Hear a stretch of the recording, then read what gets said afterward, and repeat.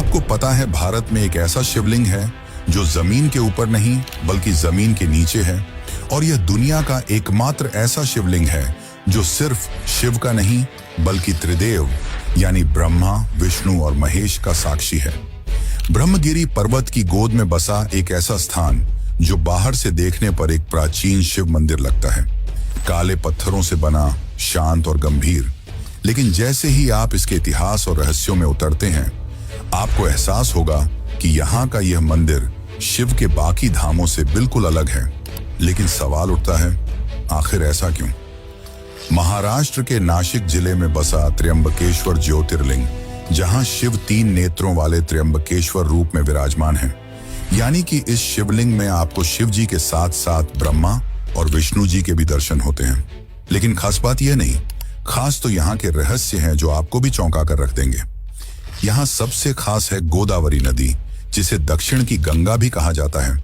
लेकिन जितनी यह नदी पवित्र है, उतनी ही रहस्यमयी है इसकी उत्पत्ति की कथा। और क्या है नासक हीरे का श्रापित इतिहास। माना जाता है कि यह हीरा जिसके भी पास गया, उसका पूरा कुल समाप्त हो गया। आखिर क्या है इस श्रापित हीरे का रहस्य, और अभी यह कहाँ है? और क्या है कुशावर्त कुंड का रहस्य, जिसमें स्नान मात्र से सारे पाप धुल जाते हैं? और फिर आता है गुप्त गुफा, जिसमें आम लोगों को जाने की सख्त मनाही है। आखिर क्या है उस गुफा के अंदर? और क्या है काल सर्प दोष और नारायण बलि की कहानी? यह मंदिर केवल एक मंदिर नहीं बल्कि इतिहास और रहस्यों का ऐसा संगम है जिसकी कहानी जानकर आप भी हैरान रह जाएंगे। तो चलिए जानते हैं त्र्यंबकेश्वर ज्योतिर्लिंग की असली कहानी। लेकिन उससे पहले अगर आपको वीडियो अच्छी लगे तो कमेंट में हर हर महादेव जरूर लिखें।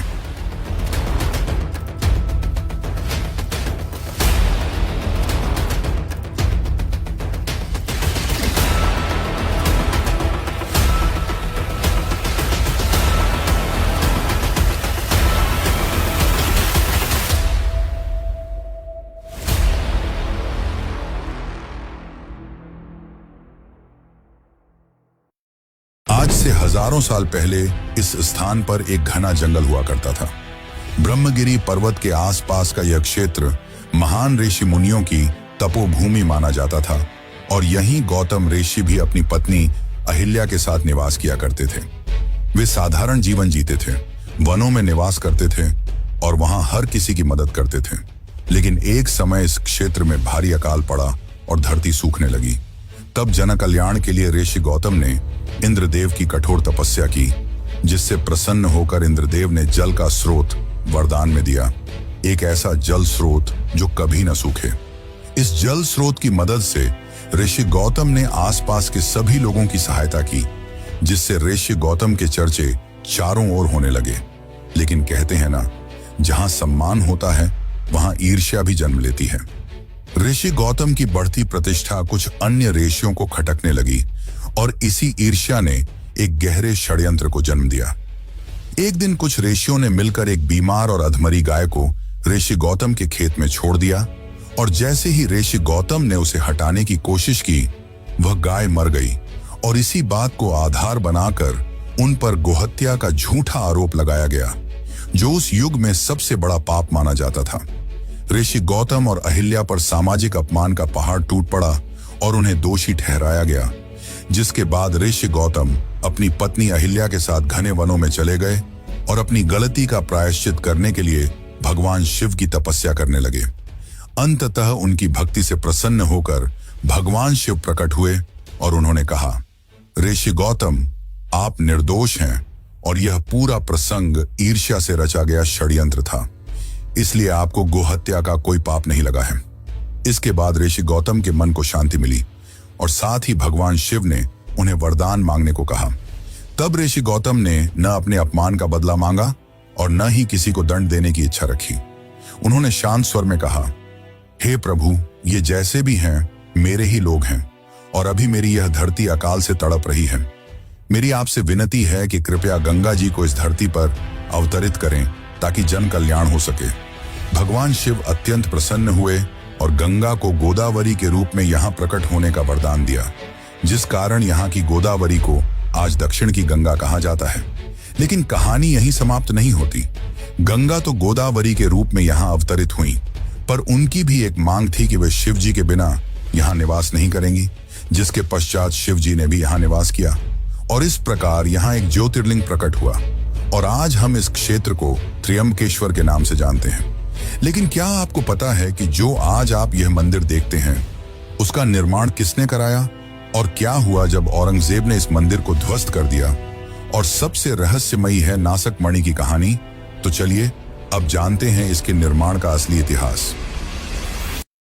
शिवलिंग के प्रकट होने के बाद यह स्थान धीरे धीरे प्रसिद्ध होने लगा और यहाँ एक भव्य मंदिर का निर्माण कराया गया। समय बीता और फिर 17वीं शताब्दी में जब भारत मुगल शासन के अधीन था और 1690 में मुगल शासक औरंगजेब आलमगीर ने अपनी कठोर धार्मिक नीतियों के चलते कई हिंदू मंदिरों को तबाह किया और त्र्यंबकेश्वर मंदिर भी इसकी चपेट में आ गया। प्रसिद्ध इतिहासकार सर जदुनाथ सरकार ने अपनी किताब हिस्ट्री ऑफ औरंगजेब में इस घटना का विस्तार से वर्णन किया है। उनकी सेना ने न केवल मंदिर को क्षतिग्रस्त किया और मूर्तियों को तोड़ा, बल्कि इस पवित्र स्थल का अपमान करते हुए मंदिर के ऊपर एक मस्जिद का गुंबद भी बनवा दिया। इतना ही नहीं, उसने नासिक शहर का नाम बदलकर गुलशनाबाद रख दिया था। यह वह दौर था जब इस धाम की आध्यात्मिक आभा पर एक गहरा साया मंडरा गया। फिर समय का चक्र घूमा और 18वीं शताब्दी आते आते मुगल कमजोर होने लगे और मराठा साम्राज्य का उदय हुआ। मराठा सम्राटों ने मुगलों को हराकर इस क्षेत्र को वापस हासिल किया और इसका नाम फिर से नासिक रख दिया। और फिर आया वह गौरवशाली पल जब इस मंदिर का पुनः निर्माण हुआ। तीसरे पेशवा सम्राट श्रीमंत नाना साहेब पेशवा, जिन्हें बालाजी बाजीराव के नाम से भी जाना जाता है, उन्होंने इस मंदिर का पुनर्निर्माण कराया। सन 1755 से 1786 के बीच लगभग 31 सालों की लंबी अवधि में उन्होंने इस मंदिर का भव्य पुनर्निर्माण करवाया। कहा जाता है कि इस काम में उस जमाने के लगभग 16 लाख रुपए खर्च हुए। आज के हिसाब से देखें तो यह रकम सैकड़ों करोड़ रुपए से भी ज्यादा बनती है। मंदिर को दक्षिण भारत की स्थापत्य कला के अनुरूप काले पत्थरों से बनवाया गया, जो आज भी इसकी मजबूती और भव्यता की कहानी बयान करते हैं। चौकोर मंडप, ऊंचे शिखर और जटिल नक्काशी, यह सब उस समय के कारीगरों के अद्भुत हुनर का सबूत है। नाना साहेब पेशवा ने न सिर्फ मंदिर बनवाया, बल्कि उन्होंने इसे अनमोल रत्न और आभूषण भी दान किए, जिनमें से एक था वह प्रसिद्ध नासक हीरा। तो चलिए अब जानते हैं नासक हीरे का श्रापित इतिहास। लेकिन उससे पहले कृपया करके इस वीडियो को लाइक जरूर करें। त्र्यंबकेश्वर से जुड़ा एक ऐसा रहस्य है जो आस्था और इतिहास से होकर भय तक पहुंचता है। यह कहानी है नासक हीरे की। माना जाता है कि 16वीं या 17वीं शताब्दी के आसपास नासक हीरे को दक्षिण भारत की गोलकुंडा की खदानों से निकाला गया था। यह वही खदान थी जहां से कोहिनूर हीरा भी निकला था। इसके बाद यह नासक हीरा मुगल सत्ता के हाथों में गया और माना जाता है कि उस समय यह लगभग 90 कैरेट का था। इसके बाद 18वीं शताब्दी में जब मराठाओं ने मुगलों को हराया तो यह हीरा उनके हाथ आया और उन्होंने इसे त्र्यंबकेश्वर मंदिर को अर्पित कर दिया। फिर कुछ स्थानीय लोक कथाओं के अनुसार इसे भगवान शिव की मूर्ति की एक आंख के रूप में स्थापित किया गया था। माना जाता है कि इस दौरान मराठा शासकों को राजनीतिक अस्थिरता, युद्ध और आंतरिक संघर्षों का सामना करना पड़ा, जिसे इस हीरे की श्रापित शक्ति से जोड़ा गया। इसके बाद साल 1817 से 1818 के बीच एंग्लो मराठा युद्ध में पेशवा बाजीराव द्वितीय की पराजय हुई और यह हीरा ब्रिटिश ईस्ट इंडिया कंपनी के हाथ लग गया, जिसके बाद इसे लंदन ले जाया गया। लंदन में इस हीरे को प्रसिद्ध ज्वेलर्स रंडल एंड ब्रिज ने खरीदा और यही वह समय था जब हीरे को पहली बार तराशा गया, जिससे इसका वजन 90 कैरेट से घटकर 43 कैरेट ही रह गया। और यह वही क्षण था जब इस हीरे की भारतीय पहचान लगभग समाप्त हो गई। तराशे जाने के बाद यह हीरा ड्यूक ऑफ वेस्टमिंस्टर के पास पहुंचा और माना जाता है कि इस अवधि में उनके जीवन में कई आर्थिक और पारिवारिक समस्याएं बढ़ीं। यहीं से पश्चिमी दुनिया में इस हीरे के श्रापित होने की कहानियां प्रचलित होने लगी। इसके बाद भी यह हीरा कई हाथों में गया और उनसे भी कुछ ऐसी ही कहानियां सुनने को मिलती हैं, जो इस हीरे को अशुभ और श्रापित बताती हैं। इन सब के बाद यह हीरा 20वीं शताब्दी में प्रसिद्ध अमेरिकी जौहरी हैरी विंस्टन के पास पहुंचा। उन्होंने इसे और तराशा। उसके बाद यह हीरा एडवर्ड हेड नामक कलेक्टर के पास गया। 1970 के दशक के बाद से इस हीरे की सार्वजनिक जानकारी लगभग समाप्त हो जाती है। आज के समय में नासक हीरा किसी संग्रहालय में प्रदर्शित नहीं है और न ही किसी शाही खजाने का हिस्सा है। माना जाता है कि यह किसी निजी कलेक्टर के पास है, पर इसकी सटीक जानकारी किसी के पास नहीं है। वैसे मित्रों, क्या आपको पता है कि इस नासक हीरे से भी ज्यादा रहस्यमयी है यहाँ की गुफा, साथ ही यहाँ का ज्योतिर्लिंग, जो भारत के सभी ज्योतिर्लिंगों से अलग है। और क्या है गोदावरी कुंड का रहस्य? तो चलिए अब इन सभी रहस्यों को भी जान लेते हैं। त्र्यंबकेश्वर मंदिर में प्रवेश करते ही सबसे गहरा प्रभाव उसके गर्भगृह का पड़ता है। जो भी भक्त इसके दर्शन करता है उसे सबसे पहले एक बात अचंभित करती है। यहाँ शिवलिंग भूमि के ऊपर नहीं बल्कि भूमि के नीचे स्थित है। जब भक्त गर्भगृह में शिवलिंग के दर्शन करते हैं तो उन्हें ध्यान से देखने पर 3 सूक्ष्म लिंग स्पष्ट रूप से दिखते हैं। इन्हीं 3 लिंगों को त्रिदेव, ब्रह्मा, विष्णु और महेश का प्रतीक माना जाता है। यही कारण है कि त्र्यंबकेश्वर को त्रिमुखी ज्योतिर्लिंग कहा जाता है। भारत के 12 ज्योतिर्लिंगों में यह एकमात्र ऐसा स्थान है जहां शिव एक साथ सृष्टि, संरक्षण और संहार तीनों शक्तियों का प्रतिनिधित्व करते हैं। यही कारण है कि यहाँ दर्शन को केवल एक धार्मिक क्रिया नहीं बल्कि एक गहरे दार्शनिक अनुभव के रूप में देखा जाता है। इस शिवलिंग की एक और अनोखी विशेषता है निरंतर जल प्रवाह। त्र्यंबकेश्वर का ज्योतिर्लिंग हमेशा जल में डूबा रहता है। गर्भगृह में लगातार जल बहता रहता है, मानो शिव स्वयं अभिषेक की अवस्था में हो। यह जल कभी सूखता नहीं और इसे भगवान शिव की निरंतर उपस्थिति और कृपा का प्रतीक माना जाता है। एक और खास बात यह है कि हर सुबह पूजा के बाद शिवलिंग पर विशेष पंचमुखी मुकुट चढ़ाया जाता है, जो शिव के 5 स्वरूपों का प्रतीक माना जाता है। वैसे त्र्यंबकेश्वर की पवित्रता केवल मंदिर के गर्भगृह तक सीमित नहीं है। यहाँ की वास्तविक आत्मा तो उस स्थान को माना जाता है जहाँ से गोदावरी नदी का उद्गम हुआ था, और वह है कुशावर्त कुंड। मंदिर परिसर से कुछ ही दूरी पर स्थित यह कुंड देखने में भले ही शांत और साधारण लगे, लेकिन इसके पीछे छिपी कथा त्र्यंबकेश्वर के रहस्य को और भी गहरा कर देती है। पौराणिक मान्यताओं के अनुसार गोदावरी नदी पहले स्थिर नहीं रहती थी। वह ब्रह्मगिरी पर्वत से प्रकट होकर बार बार लुप्त हो जाया करती थी, जिससे ऋषि मुनियों और स्थानीय लोगों को भारी कष्ट होता था। तब ऋषि गौतम ने अपनी तपस्या और साधना के बल पर एक प्रतीकात्मक उपाय किया। उन्होंने कुशा यानी पवित्र घास का उपयोग करके गोदावरी के प्रवाह को बांध दिया ताकि वह इस स्थान को छोड़कर न जाए।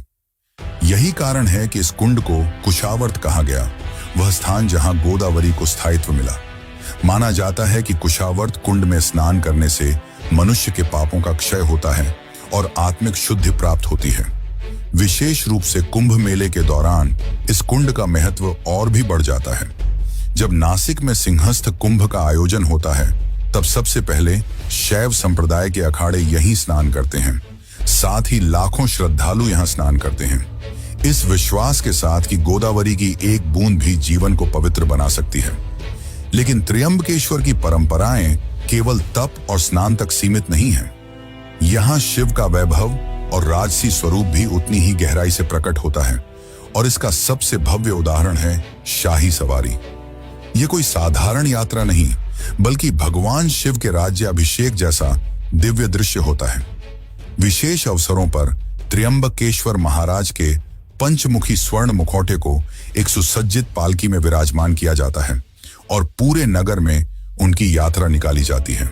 इसके बाद पंचमुखी मुखौटे को वापस मंदिर लाया जाता है और भगवान शिव को हीरे जड़ित स्वर्ण मुकुट धारण कराया जाता है।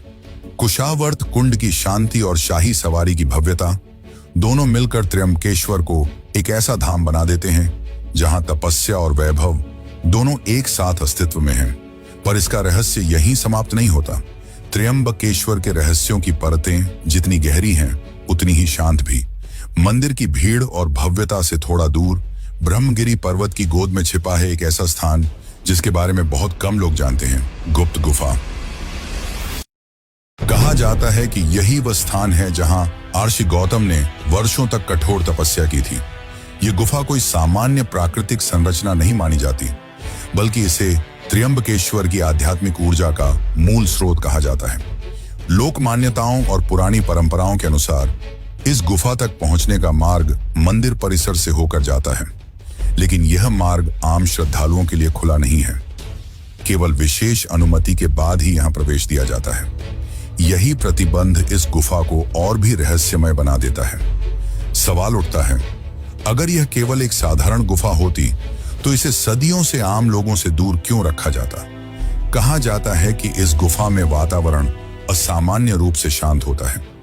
साधु संतों की मान्यता है कि यहां ध्यान लगाने से मन जल्दी स्थिर हो जाता है और चेतना एक अलग स्तर पर पहुंचती है। कई कथाओं में उल्लेख मिलता है कि इस स्थान पर साधना करने वाले आराशियों और योगियों ने अलौकिक अनुभूतियां प्राप्त की। इस गुफा के भीतर भगवान शिव को समर्पित एक छोटा मंदिर और पास ही बहता हुआ जल स्रोत भी बताया जाता है। माना जाता है कि यह जल अत्यंत पवित्र है और इसका संबंध सीधे ब्रह्मगिरी पर्वत की आंतरिक जलधाराओं से है। यही जल आगे चलकर त्र्यंबकेश्वर के सबसे अनोखे रहस्य आकाशगंगा से जुड़ता है। आकाशगंगा नाम सुनते ही एक दिव्य छवि मन में उभरती है और त्र्यंबकेश्वर की आकाशगंगा वास्तव में वैसी ही मानी जाती है। यह कोई प्रतीकात्मक नाम नहीं, बल्कि एक वास्तविक जलधारा है जो ब्रह्मगिरी पर्वत की ऊंचाई से निकलकर मंदिर तक पहुंचती है। यह जलधारा पहले मंदिर की छत तक आती है और फिर एक विशेष व्यवस्था के माध्यम से सीधे गर्भगृह में प्रवाहित होती है। यही जल त्र्यंबकेश्वर के त्रिमुखी शिवलिंग का निरंतर अभिषेक करता है। श्रद्धालुओं की मान्यता है कि यह साधारण पानी नहीं, बल्कि स्वर्ग से उतरी गंगा है। वैसे मित्रों, त्र्यंबकेश्वर केवल दर्शन का स्थान नहीं है, बल्कि यह उन लोगों के लिए भी एक आशा का केंद्र है जो अपने जीवन में आने वाली अनदेखी बाधाओं के उत्तर खोज रहे हैं। सदियों से यह मान्यता चली आ रही है कि यहाँ स्थित शिवलिंग स्वयंभू है, अर्थात यह किसी मानव द्वारा स्थापित नहीं किया गया, बल्कि स्वयं प्रकट हुआ है। यही कारण है कि त्र्यंबकेश्वर में की गई पूजा को विशेष रूप से प्रभावशाली माना जाता है। भक्तों का विश्वास है कि जहां शिव स्वयं प्रकट हुए हों, वहां की गई साधना सामान्य स्थानों की तुलना में अधिक फलदायी होती है। त्र्यंबकेश्वर का नाम आते ही सबसे पहले जिस पूजा की चर्चा होती है वह है काल सर्प दोष निवारण पूजा। तो चलिए अब इसके बारे में भी जानते हैं। ज्योतिष शास्त्र के अनुसार जब किसी व्यक्ति की कुंडली में सभी ग्रह राहु और केतु के बीच आ जाते हैं तो उसे काल सर्प दोष कहा जाता है। ऐसी मान्यता है कि इस दोष के प्रभाव से व्यक्ति को जीवन में बार बार बाधाएं, मानसिक अशांति, पारिवारिक कलह या कार्यों में असफलता का सामना करना पड़ सकता है। इसी कारण देश विदेश से लोग त्र्यंबकेश्वर आते हैं, इस विश्वास के साथ कि यहाँ विधिपूर्वक की गई पूजा से इन प्रभावों में कमी आती है। यहाँ यह समझना जरूरी है कि काल सर्प दोष को लेकर अलग अलग मत हैं। कुछ विद्वान इसे पूर्णतः ज्योतिषीय मान्यता मानते हैं, तो कुछ इसे मनोवैज्ञानिक प्रभाव से जोड़ते हैं। लेकिन इतिहास यह बताता है कि त्र्यंबकेश्वर सदियों से इस पूजा का एक प्रमुख केंद्र रहा है। यहाँ प्रशिक्षित और पारंपरिक पंडितों द्वारा वैदिक विधि से पूजा करवाई जाती है, जिसमें मंत्रोच्चार, संकल्प और प्रतीकात्मक कर्मकांड शामिल होते हैं। कई श्रद्धालु यह अनुभव साझा करते हैं कि पूजा के बाद उन्हें मानसिक शांति और जीवन में संतुलन महसूस होता है। इसी तरह एक और अत्यंत महत्वपूर्ण अनुष्ठान है नारायण बलि पूजा। यह पूजा उन परिस्थितियों से जुड़ी मानी जाती है जहां किसी व्यक्ति की मृत्यु असामान्य परिस्थितियों में हुई हो, जैसे दुर्घटना, आत्महत्या या अकाल मृत्यु। शास्त्रों के अनुसार ऐसी आत्माओं की शांति के लिए नारायण बलि की जाती है ताकि उनकी अधूरी यात्रा को पूर्ण किया जा सके। त्र्यंबकेश्वर को इस पूजा के लिए सबसे प्रमुख स्थलों में गिना जाता है। नारायण बलि पूजा केवल मृत आत्मा के लिए नहीं, बल्कि उसके परिजनों के मानसिक संतुलन और शांति के लिए भी मानी जाती है। इसमें भगवान विष्णु के नारायण स्वरूप की विशेष आराधना की जाती है, साथ ही शिव का आशीर्वाद भी प्राप्त किया जाता है। यही कारण है कि त्र्यंबकेश्वर जैसे शिवधाम में इस पूजा को अत्यंत प्रभावशाली माना गया है और इतना निश्चित है कि त्र्यंबकेश्वर में आने वाला व्यक्ति खाली हाथ नहीं लौटता। अगर कुछ नहीं तो कम से कम एक मानसिक स्पष्टता जरूर लेकर जाता है। और यहीं पर शिव से जुड़ा एक और रहस्य धीरे से दस्तक देता है। जिस तरह त्र्यंबकेश्वर में शिव भूमिगत और स्थिर स्वरूप में विराजमान है, ठीक इसके विपरीत गुजरात के सोमनाथ ज्योतिर्लिंग को लेकर एक प्राचीन मान्यता मिलती है कि वहां शिवलिंग कभी आकाश में तैरता हुआ यानी उड़ता हुआ शिवलिंग माना जाता था। एक शिव जो धरती के भीतर है और एक शिव जो आकाश से जुड़ा है। क्या यह केवल संयोग है या शिव के दो अलग अलग रहस्यमयी स्वरूप? इस प्रश्न का उत्तर त्र्यंबकेश्वर में नहीं बल्कि सोमनाथ की कहानी में छिपा है। और अगर आप जानना चाहते हैं कि उड़ता हुआ शिवलिंग आखिर क्या था और इसके पीछे क्या रहस्य छिपा है, और अगर आप भी इसकी सच्चाई जानना चाहते हैं, तो हमारी सोमनाथ वाली वीडियो जरूर देखें। बाकी इस वीडियो को अंत तक देखने के लिए आपका धन्यवाद।